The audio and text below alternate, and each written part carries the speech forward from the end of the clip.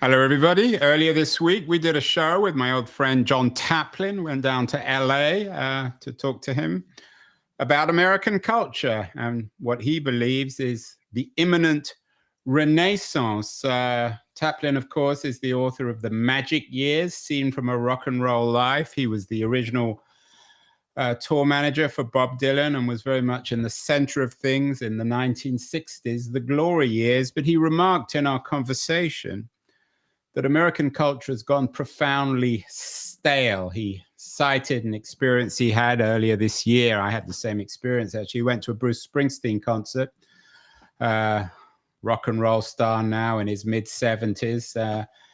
And all the audience he suggested was over 60. And when Because the Night came on, the 1977 song, which was written by Bruce Springsteen and popularized by Patti Smith, everyone in the audience got up and became immensely nostalgic about their youth. They remembered the past, but they weren't looking forward.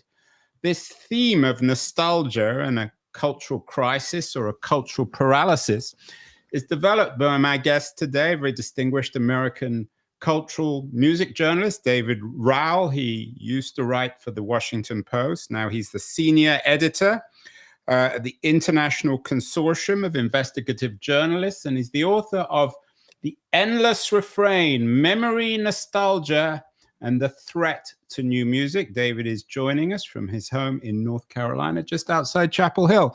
David, congratulations on the new book. It's an important book. It seems obvious, and yet it's always the most obvious arguments that aren't made.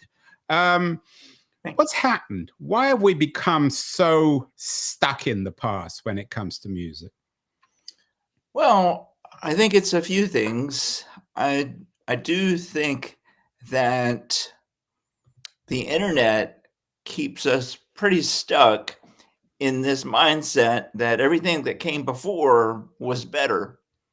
I think I just see so many Facebook posts and Instagram images, and it's something from the 70s or it's a concert from the 80s. And I think that COVID had something to do with it. I think that for a lot of people, the future was hard to imagine suddenly with COVID.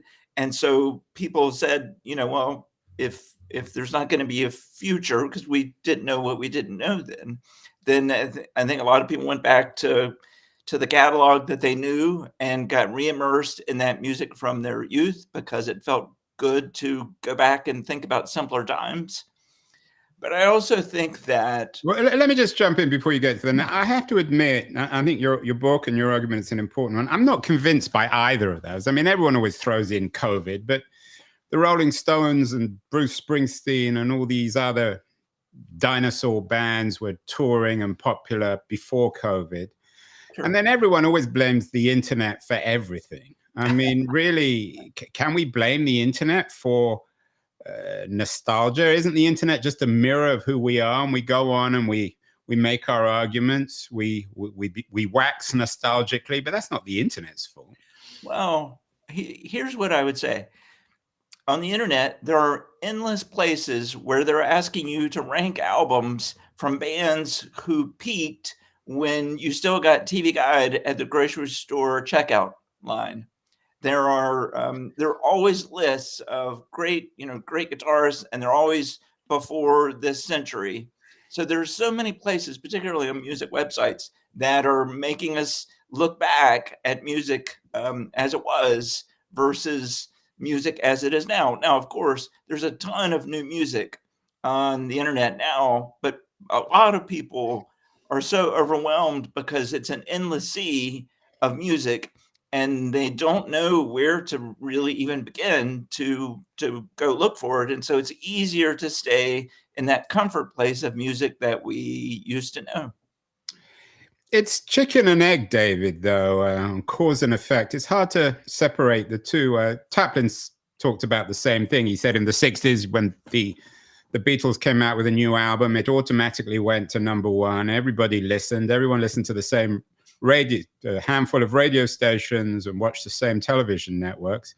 And now we have this fragmentation of media where everyone listens and watches different things.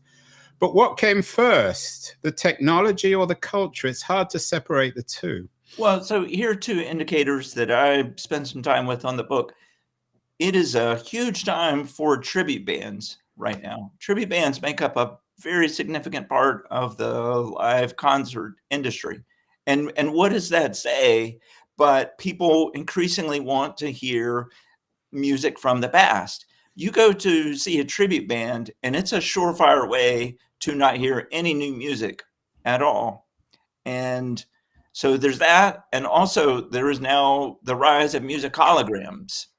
And so what that is dead musicians who are being brought to life digitally, and they're appearing on screen, generally with live musicians around them. And that is just one more way to experience music from the past. So I do think that there are very real indicators that we are increasingly wanting to stay with the music that we knew and grew up with. But David, when I was growing up, there was such a thing, I don't know if we still have the term, classical music, which kids aren't keen on, and then they grow up and become keen on, excusing the pun on keen on. Yeah. The Beethovens, the Mozarts, the Mahlers, the Shostakoviches. There was no reason why you couldn't have classical music or jazz music or R&B or the blues and also have new music. The two aren't necessarily incompatible, are they? Well, no, but I'm just telling you, and this book is about what I'm seeing all around me. And so here's just a couple of examples, if I can. So I'm kind of equidistant between two McDonald's, okay? McDonald's, you would think, would serve basically the broadest group of patrons of any restaurant on the planet. You have young and old and black and white and brown. And so these two McDonald's that I'm referring to, one plays only 70s music from the minute it opens to the minute it closes, and the other one plays only 80s music. And so you think, well, why is that? Here we are almost a quarter into this new century, and it's because we have a relationship to that old music that increasingly blocks music from this century from entering the public sphere in the way that that old music has. Because like when I was a teenager, if I was hanging out in McDonald's in the 80s, it would be the equivalent of them playing Cab Calloway and the Andrews Sisters and Bing Crosby and Duke Ellington. I'm pretty sure as a teenager, I would have had the wherewithal to say, are they playing Bing Crosby? And why would they? But now, well, but coming back to this, David, I take your point, but the market always speaks louder than words in some of these examples. And back in the 60s, you wouldn't have gone to if you'd been a McDonald's or some other chain, you'd have gone down the street to a place that was playing new music. The reality is that people want to hear this music for better or worse. You can't blame the people who control the sound system at the local McDonald's, can you? Well, but so I talked to one of the operators at the McDonald's. The fact is that no one thinks anything of it to be hearing this music wherever we go. So, for example, I'm pretty sure I've never been to an automotive store of any kind or gone to get an oil change, which I'm not hearing the Steve Miller Band play. I've never been to Target and not heard Men at Work. Men at Work had 3 albums in the 80s, and then the band was finished. It's a ratio of old music in these contemporary times that to me doesn't make sense. It doesn't make sense, and it's so interesting, and there's so many different ways of going about it. I know a lot of, or some young people, I'm not going to name names here, people in their late teens and certainly in their 20s who love this stuff. Yeah. Now, back in my day, back in the 70s when I was growing up, the idea that you would have loved the same stuff as your parents was inconceivable. Yes. By definition, whatever your parents liked, you hated. Right. So it's not just who controls the sound system at McDonald's or what music comes up when you go to your auto repair shop, David. Right. There's something in the culture which means that the kids, and Tapscott's become an authority on this, the kids aren't rebelling anymore, or at least the idea of rebellion and music has been separated. So maybe you can be a rebel, maybe a cultural rebel, maybe even a right-wing cultural rebel, and like Donald Trump or some sort of unpleasant organization, but it's not manifested through music. In the 60s and 70s, music was the place where culture was made. And everybody from Taplin to Kurt Anderson, who was on my show about 10 years ago writing about this, music is no longer relevant for some bizarre reason. Well, the thing that I struggle to come to terms with is, so there's so much new television and people binge on new shows they're constantly watching, and there's a ton of new television out there. A lot of people don't go to the movie theater anymore, but they're streaming new movies all the time. They listen to new podcasts, but somehow when it comes to music, they're very content to hear music consistently from several decades ago. And it just, it's like no one sits around and watches Bewitched or F Troop all the time. Or you have a favorite movie and you maybe watch it a few times, but you don't watch it 3 or 4 times a week. So part of what this is about, I believe, is that we have a fixation with the music that that was playing when we were growing up. Because when you're a teenager, everything is dramatic, right? I mean, and music was playing everywhere. I grew up with the rise of MTV, and so we were hearing those songs if we were sitting around the house watching, and we were constantly sitting around watching. But if those songs were on MTV, then they were also being played on pop radio. So the minute we left the house, if we went to putt-putt over the intercom, you're hearing the same songs. Or if you were hanging out at the pool and you had your boombox on, you were hearing the same songs. And so we formed an attachment to those songs back then that as we get older in life, we don't let ourselves form attachments to new music quite with the same kind of intensity. And increasingly, not only do we not form an intensity with the new music, but listening to new music becomes a much harder proposition. Now, but isn't it also, David, about failing our generation, yours and mine, the boomer? Maybe you're slightly younger than the boomer, but the boomer generation failing to grow up, failing to recognize that when they go to a Bruce Springsteen concert and you have this 75-year-old billionaire prancing around on stage as if he's 18, and you have all these 60 and 70-year-old people in the audience singing Patti Smith's Because the Night, remembering that experience they had in 1977, that they're all absurd. I have to admit, when I went to the Springsteen concert, and I grew up as a Springsteen fan, it really not only shocked me, but made me profoundly embarrassed to be there and to even acknowledge being a Bruce Springsteen fan. I don't mean to pick on him, but he's a particularly good example of this.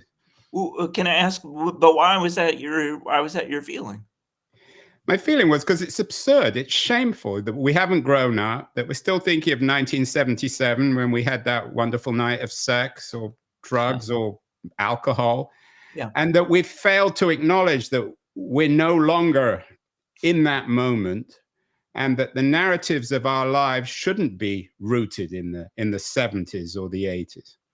Well, all right. So I'm going to give you another concert. And I may be wrong. I mean, I'm open for you to. You've given this a lot more thought than me. Maybe I'm being particularly. I'm a rather intolerant person. Maybe I'm being particularly intolerant. Well, I mean, I have my favorite groups that I will go see, and some of their best music was in the 70s. I mean, I think of that as just loyalty. Why? Why would you be loyal to? I mean, again, I mean, pick on Bruce Springsteen, but the guy's music is based on him being from the working class, and yet this year Forbes announced that he's officially a billionaire. Why would I want to help Bruce Springsteen make more money when the tickets are several $100s? Well, it depends on whether that music has become more important to you as you've gotten older or less important, I would say. So what? Give me your example. So this is a slightly different example, but it's an example of the larger point that I'm arguing. So recently, my wife and I went to see a band whose debut album was in 1986. They have had the same 4 band members the entire time, like clockwork. They put out an album every 2 years, and it is so consistent, and they're so great in concert. And so they had a new album, and they started off with a couple of older songs, and the singer said, so we have this new album that we're What's the excited name of the band? about. This was the Cowboy Junkies. And she said, we have this new album, we're really proud of it, and we would like to play something from it. And you could tell already that it was a discussion, and I'm not putting down the singer at all when I say this. My point was, she was very sheepish in talking about the desire to play new music. It was as if it was a negotiation of some kind. And so she said, so we're just going to play a few songs from that, and then we'll make it like a little mini set. We'll take a break, and we'll come back, and we'll play all the songs you expect to hear. Yeah. So it's sort of almost a disloyalty that if you veer off the greatest hits, that's it. Then you're somehow disloyal to the past and to the whole point of being at this concert, which is a get together. So even the bands themselves are really tributes. You talk about the rise of tribute bands, but all bands, especially the older bands, are tributes to themselves. Well, I'm aware of that argument. You look at the new Beatles song that came out this year, and it just seemed to me, and a lot of people maybe love that song, it seemed to me an exercise in reminding us about the Beatles' greatness. And I don't think we really needed that song. I understand that technology made it possible, but I don't really think of that as a Beatles song. So David, coming back to my point, I'm not sure you really addressed that. Okay. Of music as the political and cultural motor, certainly of the 60s and even in the 70s, is it sort of the 60s overflowed into the 70s. We went from Woodstock to Altamont. Right. It no longer is, for better or worse, although, of course, and John talked about this, Taplin talked about the role of rap. What's happened here in terms of the endless refrain? Has politics left the stadium entirely, or is the political simply different in the 2020s from the 1970s? Well, I wouldn't disagree with that. I think when we got to the 80s, the music was so much more about image and the look of the musicians. And I think the lyrical content, and I'm generalizing here, but I think that the lyrical content of the 80s was not very interested in ideas and politics, and there were exceptions. But I think it was just about what did the music look like and the rise of the video. Right. But, in the 70s, we had punk, which was such a dramatic wake-up call to a fat pop and rock and roll music industry. Right. And it was enormously popular and enormously influential. Why haven't there been new kinds of punk since then? Well, I think that it becomes easier to create a music that is familiar, and it becomes basically savvier to create that. That there are more risks involved with doing something that is less proven. I mean, a lot of the artists. I talked to experts about this. There are artists who create music, and it has the same tempo, and it has the same instrumentation, the same lyrical kind of content, because if you're listening on Spotify, and basically these days Spotify is everything, the whole idea on being on Spotify is to not have a song or something that disrupts that zone that you're in. Spotify is about keeping you there as much as you can. It's confirming your reality rather than changing it or challenging it.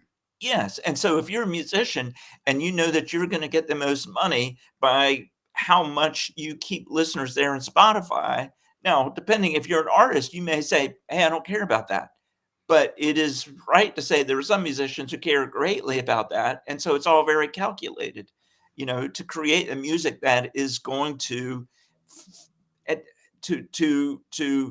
not throw any curveballs, But David, there are lots of young musicians who don't have anything to go back to. So what are young musicians doing? They're not all in tribute band. Well, no, but the young musicians have a harder path than ever because they're fighting against a mentality that is less open than it has been in previous generations, or maybe ever. Because remember, part of it is we don't really have the the music industry infrastructure anymore. So on the one hand, you can put your music out on YouTube or stream it, and you don't need any of those trappings. But it goes back to the question I was getting at earlier, which was, but then how is someone expected to find it? Well, they will always find it, as they will always find popular figures on social media. I mean, the promise of the internet was anyone could become a star overnight, and there have been, although it's very hard to develop a career. It just seems it's a particularly surreal moment, because on the one hand, everyone is angrier and angrier, more and more concerned with our politics, with our culture, with our alienation and loneliness, Yeah. with this intergenerational war. And I think a lot of this is a generational war. And yet the anger is not being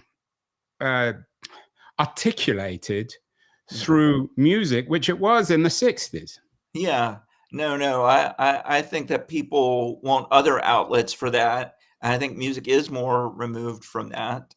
And I think that some bands and artists are aware of that and think that comes with a lot of risks. And so But they there's don't. always going to be risks. I mean, David, again, there's a new movie coming out, Christmas, A Complete Unknown, a biography of the film biography of Bob Dylan, Yeah. which I think a lot of people are looking forward to, including myself. Great. I mean, he's, of course, the classic example of an old artist who remains very popular, although Dylan has made a career out of blowing himself up. And in fact, I think the movie will be partly about, I haven't seen it yet, but the movie is partly about his shift from acoustic to electric. So the great artists are, and that's why I actually don't think Bruce Springsteen is a great artist, that's another issue, have always made a habit of blowing themselves up. But I think that we don't have much appetite for that anymore. So I saw Bob Dylan on tour this summer, and he was part of a festival.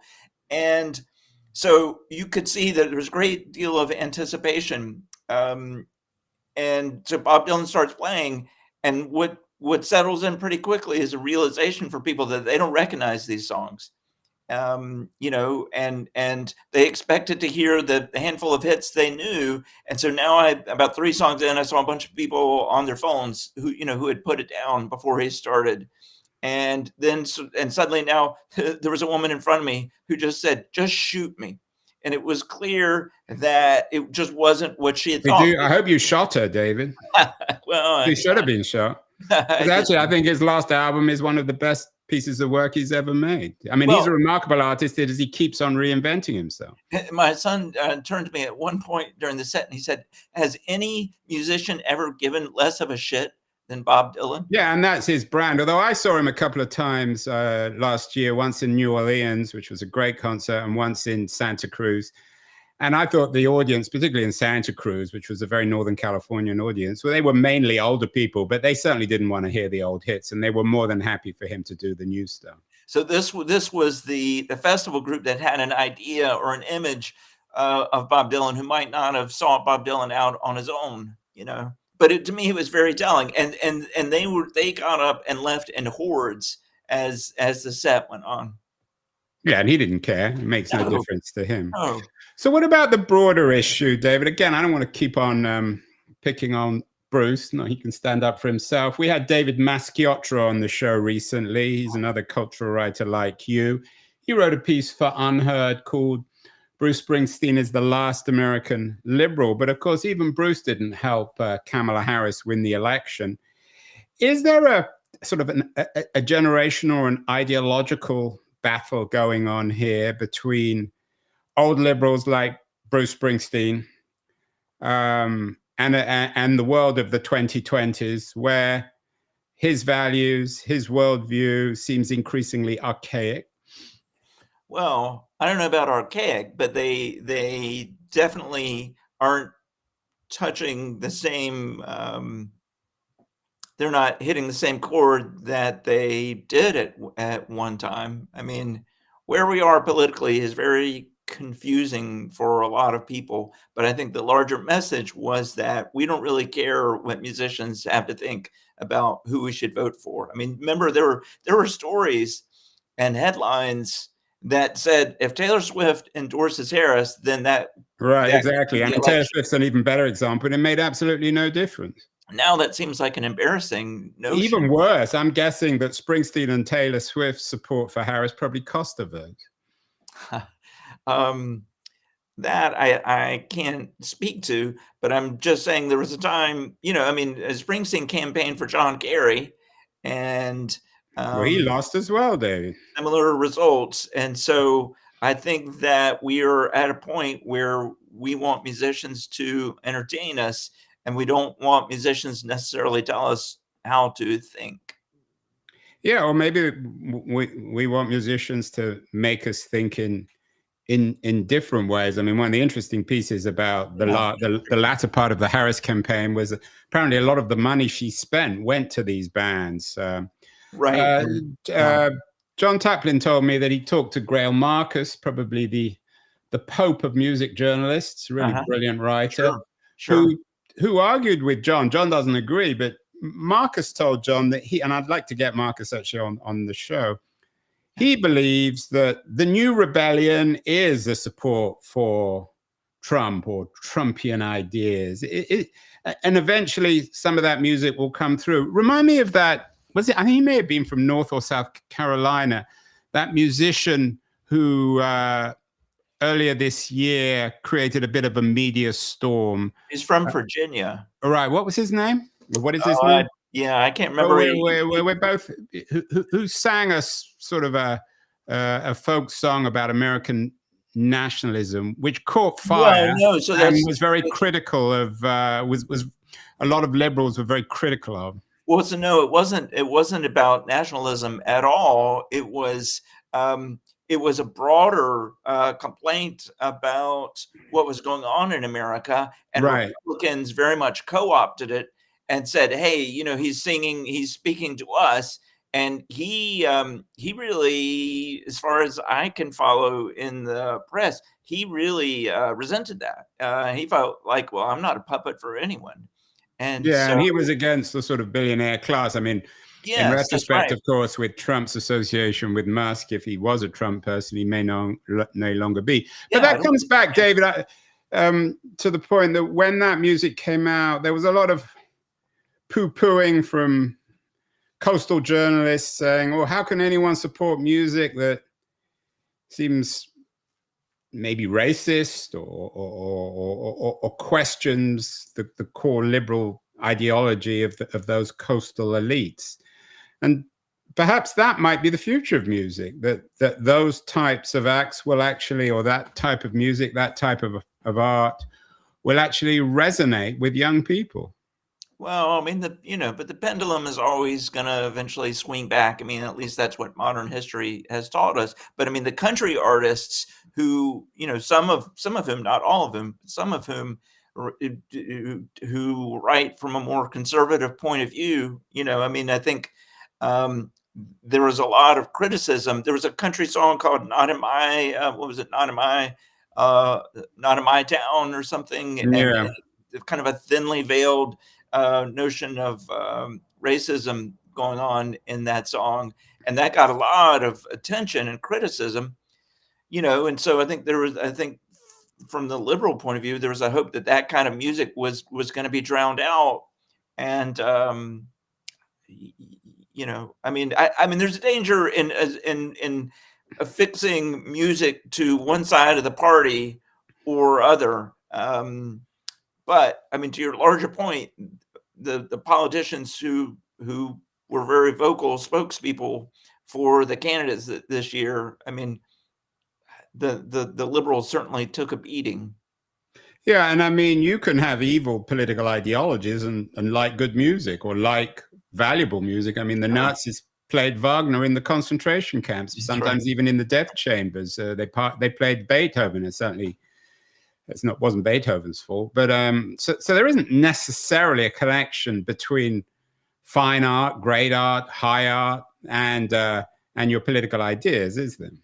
No, no, I think that that's right. I mean, I think that there is still a great romanticizing of musicians in the '60s and the ways that they felt emboldened to address political issues, Mm. and we're pretty removed from that now.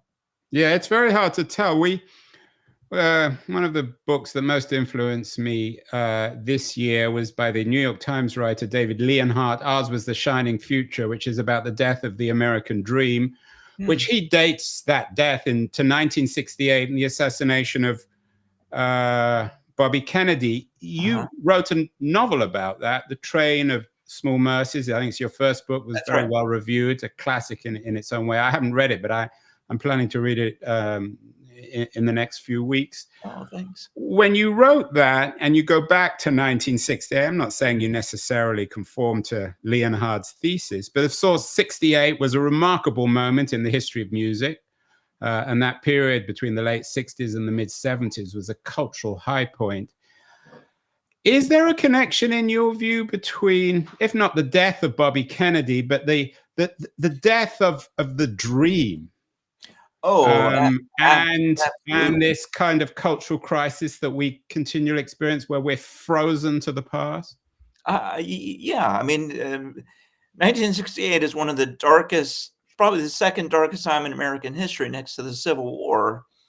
And just because so many politicians had been killed in that 5-year span, and basically, particularly for the African American community, there's this notion that any politician that stood up for them was going to be silenced. And so, but so what the assassination of Kennedy gives way to is the rise of Nixon and Watergate, and that strain of American conservatism and power that ultimately goes. We have one term with Carter, but then goes to 3 terms between Reagan and Bush, and so the assassination of Robert Kennedy, we absolutely we can feel the effects of that today, most definitely. I mean, the other thing is, and you've done a lot of thinking about this, of course, RFK was a remarkable figure. Yeah. His son is also a remarkable figure. He's supposed to play a role in the new Trump administration, RFK Jr., the third child of Bobby Kennedy. He has a very different view of the world, a conspiratorial one. He's had a history of drug addiction, of enormous struggle.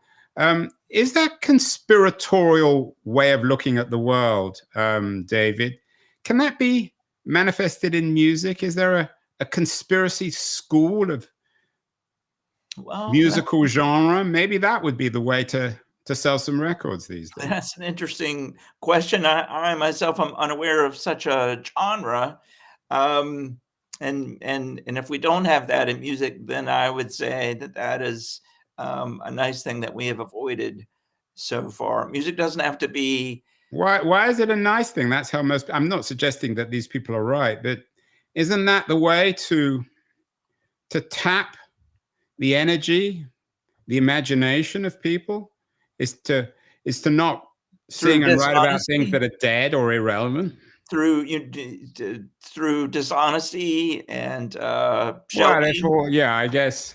I mean, if all conspiracy is, I guess, is dishonesty, then you're right. But Yeah, that would a get my way vote. of being suspicious of what appears to be ontological truth. Well, I mean, cynicism. I mean, there's always been cynicism in American music, but and a distrust of government to some extent, a distrust of um, trends in society. But I would just suggest that what RFK Jr. represents is goes well beyond skepticism. Yeah, his tribute band to his father is probably not very accurate. So maybe we no record executive should be signing up RFK. Well, Trump's already signed him up, so he's already gone.